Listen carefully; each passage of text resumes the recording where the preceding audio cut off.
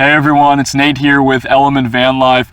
Just wanted to do my Tuesday Q&A video. I do these every other week, guys. The way it works, just post your questions below in the comments section and I will answer them in the next Tuesday Q&A video. If you do have questions that come up, make sure to put them on the most recent one so that I can answer them in the upcoming one. The next one, guys, will be on September 6th, just the day after Labor Day. So let's get started, guys. We have a lot of good questions to go over, a lot of good stuff to talk about. So Lady Ember says, don't know if you follow Wonderlust Estate. I do. I follow their channel. I'm subscribed to them. Definitely a fan of their channel there. They recently put out a video about California, being in California, running the pumpkin patches and the Christmas tree lots. I saw that video like the day it came out, actually. I know that they said they were hiring, Ivory Ears fan dwellers. They were kind of handling the whole hiring process for it. I haven't reached out to them just yet, just because I don't know where I'm going to end up. I think I might end up at the sugar beet harvest, potentially, if that all works out. And if not, I don't even know if I'm going to be back in San Diego. I'm thinking I will, but not 100% set on just about anything yet. So I don't want to commit to something and then not be able to make it. But that's definitely, if there is openings, a month down the line or so, which I don't expect there to be, but if there are, then definitely something that I'll consider. He also said, good luck on the web development career. I gave it up about 8 years ago and went overseas. Took over pennies to the dollar. Yeah, that's something that I've definitely experienced, like trying to do freelance stuff on Upwork and other like Elance and websites like that. It's pretty much impossible to get work unless you want to work for like $2 an hour, which obviously I don't. The one client that I have managed to, keep in touch with and keep working with was willing to work with me based on the hourly rate that I have set, which is a lot more than $2 an hour. And I think I just got lucky by getting in touch with him. But yeah, it is. I definitely understand it's not easy to do. I definitely have thought about getting like an in-house position, and that's something that I would love to work towards and then be able to hopefully travel full-time while working an in-house position. But we'll see how it goes. We'll see. At the very least, I just enjoy it, and it's something it's a skill that I've learned and something that I enjoy doing. You asked about a small independent job. I'll shoot you a PM on that. I'm sorry I didn't see it until today, but I'll shoot you a message on that in a little bit. Charles Jacques says, hey Nate, have you ever parked in New Orleans by the Lakefront or West End anywhere without hassle? When I was in New Orleans, I pretty much stayed entirely in Mid-City and in Uptown. A little bit towards Metairie. I'd go out to Metairie every once in a while if I had to run to Walmart, and I would try to spend the night out there just so I wasn't like just driving out there to go to Walmart and driving back. But I never stayed in like West End or like Lake Vista or even Lakeview.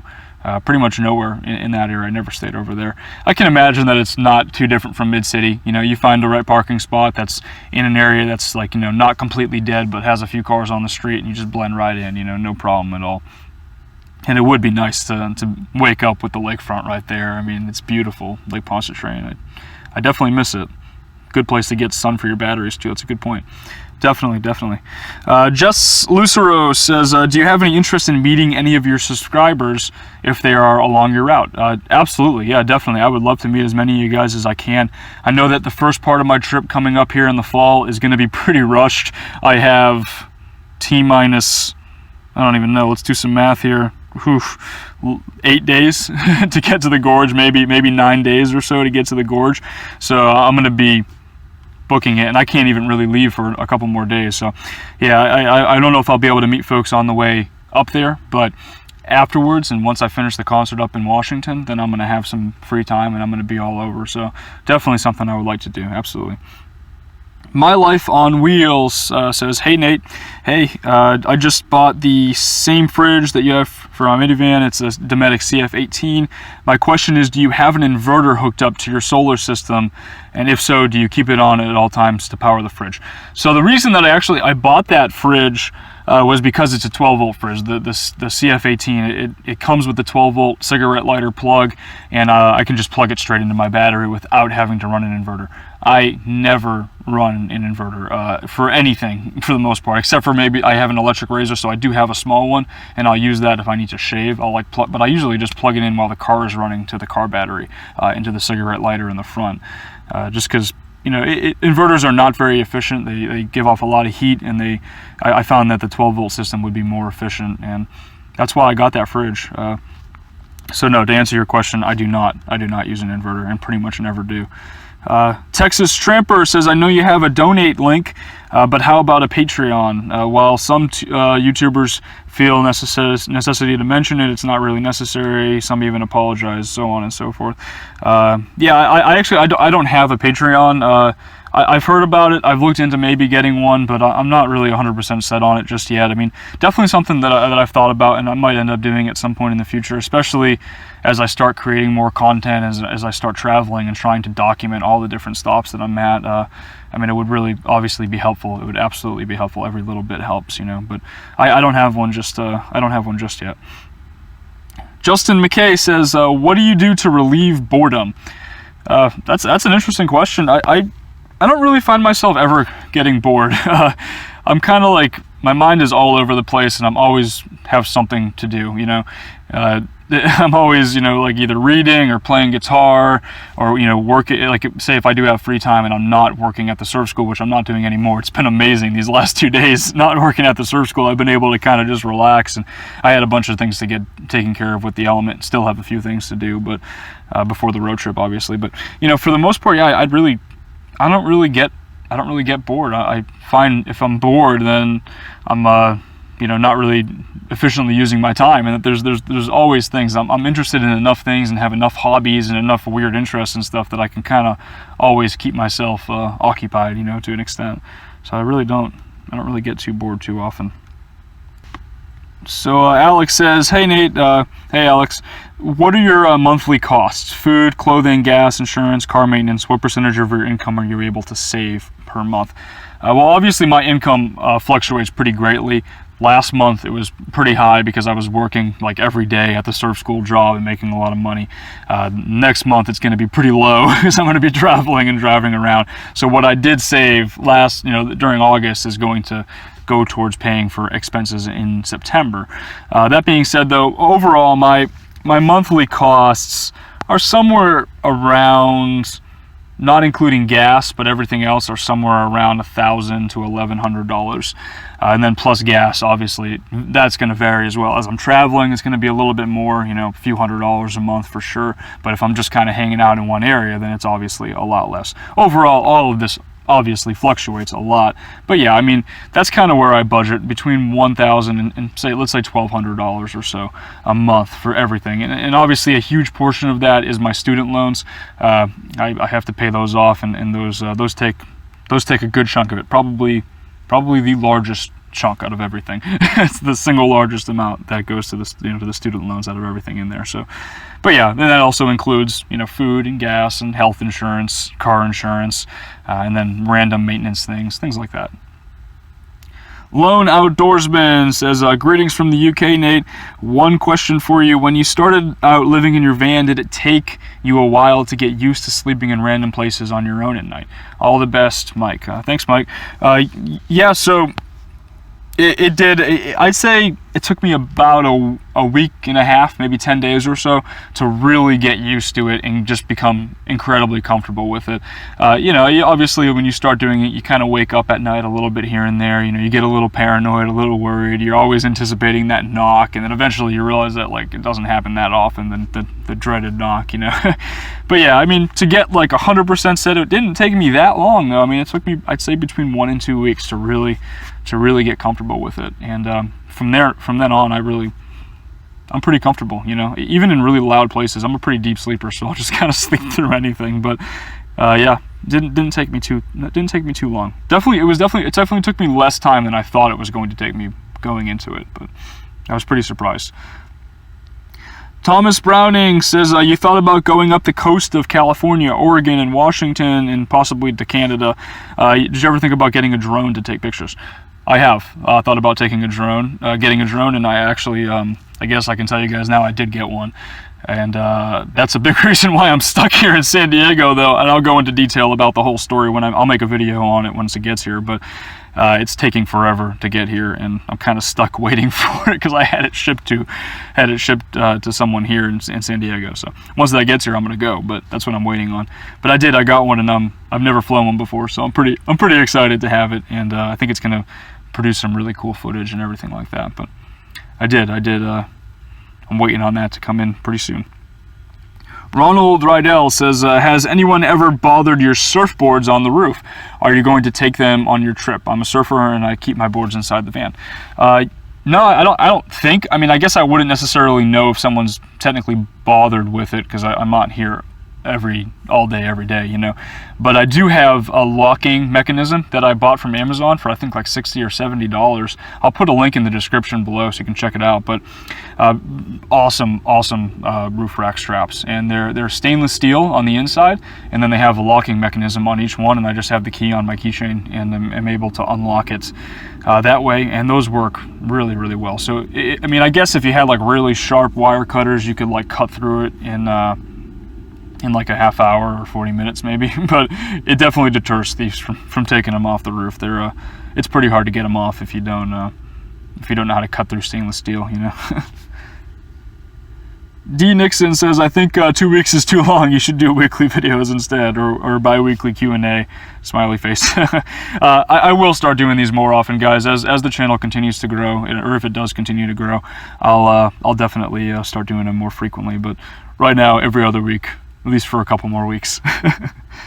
David is the way says, Nate, a Spanish language and literature, and you are not in Mexico. Go to Puerto and open a surf shop there. Oh man, that would be living the life. I would love to be able to do that at some point. I don't know if I have the experience, but yeah, I mean, that'd be pretty cool. Puerto is, for you guys who don't know Puerto Escondido, that's an epic, it's essentially called Mex Pipe. It's the Mexican pipeline. And if you guys know pipeline on the North Shore of Oahu, it's like one of the heaviest waves out there and gets pretty crazy. I don't know, Puerto gets pretty scary actually. It's like this like triple overhead wave, like 18-foot tall wave that breaks on like 2 feet of water, but it's pretty gnarly. But yeah, I mean, it'd be pretty sweet to be down there and open a surf shop for sure. Potentially at some point in the future. Motorcycle Matt says, I've really enjoyed watching your channel, but I have a question. What editing software do you use to edit your videos with? I only have a 32-bit graphic card in my computer, so I'm having trouble finding software. Any suggestions? Okay. Yeah, I'll definitely check out your channel for sure, man. And in terms of graphics card, I don't have a dedicated graphics card in this thing.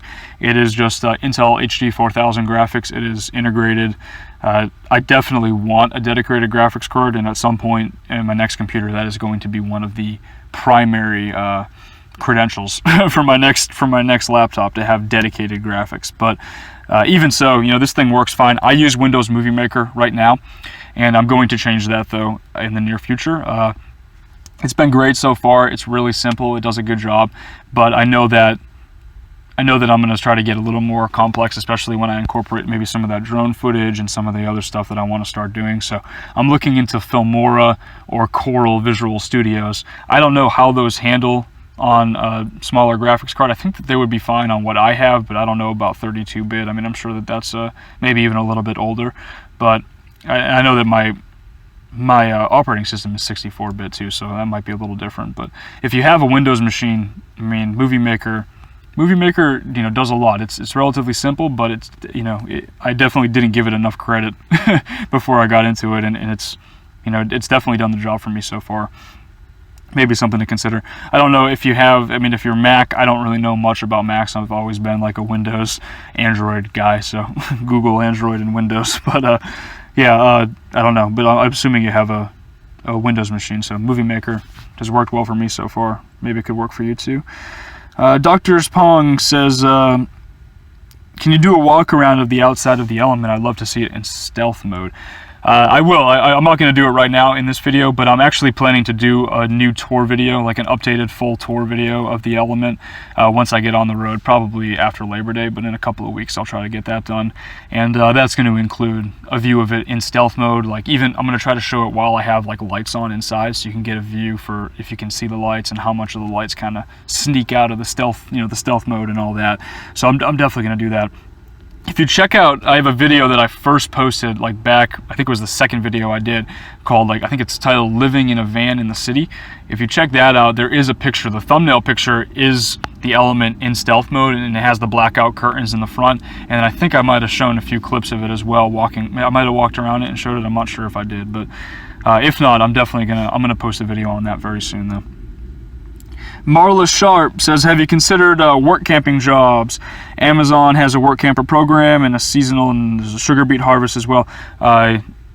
You can make decent money, just an idea, keep traveling on. So I've considered the sugar beet harvest. I actually applied for it, and I'm waiting on that. And then I've seen the Amazon work camper workforce program, and I know that's in Kentucky though, so that's kind of out of the way for me.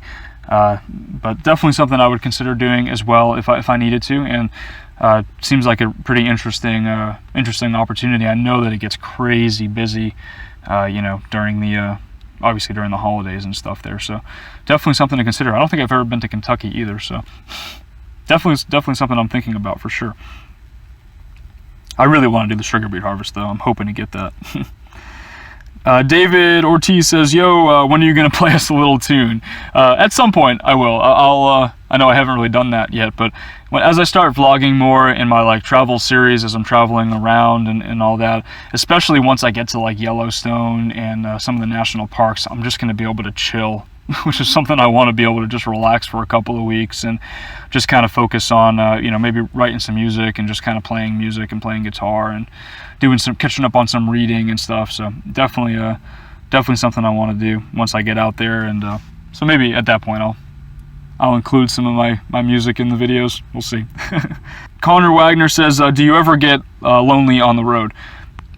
So I haven't really been on the road like full time for more than a few weeks at a time. I mean, I started in Rhode Island and I spent a couple of weeks cruising down to New Orleans, and then I spent 5 weeks in New Orleans, and then I spent a couple of weeks cruising out here, and then I've been here since then. So, in general, I'm relatively introverted, so I don't really find myself getting lonely. I kind of need that alone time to recharge, and then when I get the opportunity to hang out with people, I take it as much as I can, because I want to meet new people, and I want to, obviously I like hanging out with folks every once in a while. I'm not like introverted to the point where I don't want to talk to people, so definitely, you take advantage of those opportunities when you get them. But in general, no, I don't really find myself getting too lonely.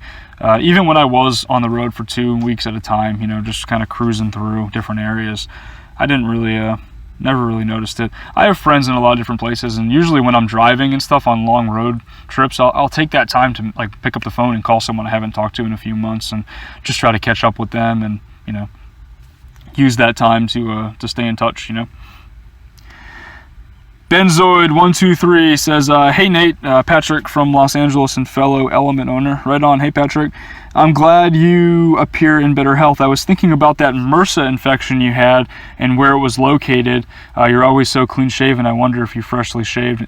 Yeah, and then can expose the skin to some form of contamination. Definitely. I think that is absolutely. I mean, it was on this side of my face, guys, and it definitely was probably from like an ingrown hair or possibly like a little nick that I had when I was shaving.